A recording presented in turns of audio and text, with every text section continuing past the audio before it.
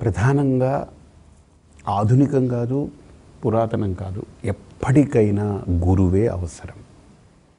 ఏ కాలానికైనా గురువు అనేటువంటిది చాలా అత్యంత కీలకం. ఎందుకంటే ఇందాక చెప్పాను, మన వెలితిని మనం గుర్తించిన రోజు గురువు యొక్క ఆవశ్యకత మనకు మొదలవుతుంది. మన లోపల మనల్ని వెంటాడేటువంటి వెలితిని మనం గుర్తించనివ్వదు. బయట ఏవేవో అన్నీ అవి ఇవి రకరకాల వ్యాపకాలతోటి లోపల మన వెలితిని మనల్ని గుర్తించనివ్వదు. ఒకటి వయస్సు, రెండు పరిసరాలు, ప్రభావాలు, మనకు ఉన్నటువంటి వసతులు, వనరులు, ఇవన్నీ కూడా లోపల ఉన్న మన వెలితిని అవి కప్పిపుచ్చుతూ ఉంటాయి.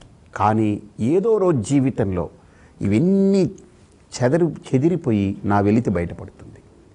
ఆ రోజు ఆ వ్యక్తికి గురువు తప్ప ఈ భూమి మీద ఏది ఆ వెలితి నుంచి తనని బయటికి తీసుకురాలేదు.